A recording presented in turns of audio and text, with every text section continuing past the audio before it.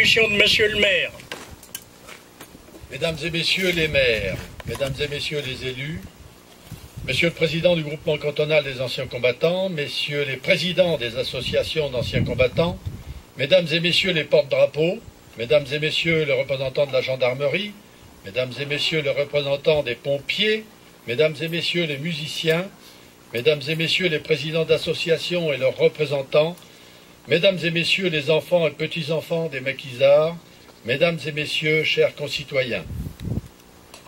Les années passent et nous voici rassemblés ce matin pour nous souvenir ensemble, pour commémorer la libération de notre ville du joug nazi il y a 71 ans.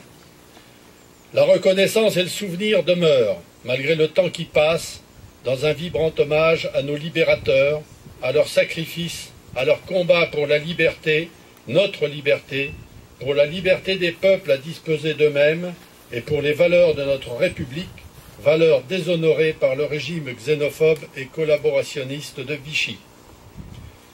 Ils ont rétabli la République et sauvé la France de l'abîme, au sacrifice de leur vie ou d'une part de leur jeunesse. Combat pour la liberté, contre l'injustice et les inégalités.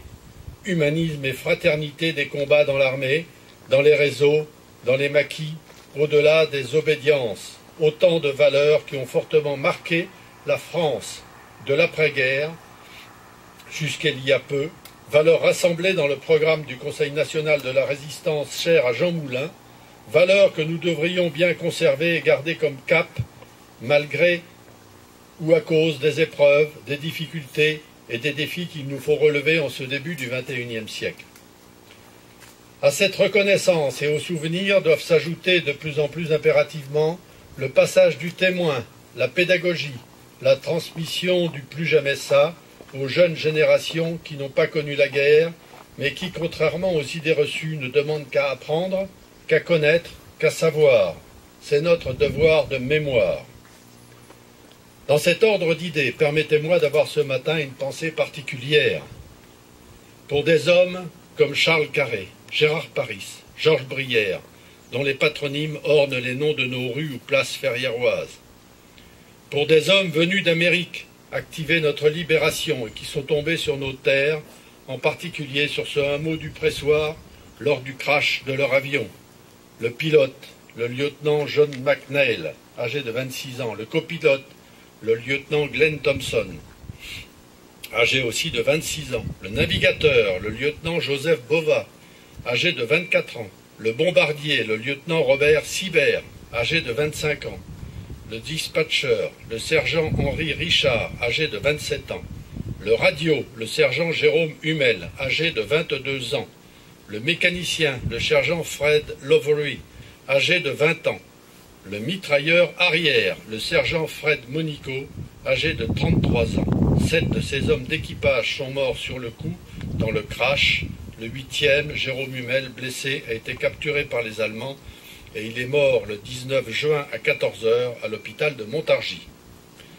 Pour des hommes de l'ombre, Charles Rémy-Géraud, responsable de la cellule locale du Maquis, Jean Rémy-Géraud, son fils, Jacques Sauzède, René Rigaud, René Martin, dont je salue la présence de la petite fille, aujourd'hui ici à nos côtés, René Legendre, l'artificier Stubler, sans oublier ce transmetteur infatigable du devoir de mémoire qui nous a quittés récemment, le très regretté Marcel Bellamy, dernier témoin local à avoir participé à ces missions à risque, toujours présent à cette cérémonie pour honorer la mémoire de ses compagnons d'armes, ainsi que celle des Alliés tombés sur notre sol pour notre liberté, et par la présence de son épouse qui est aujourd'hui parmi nous.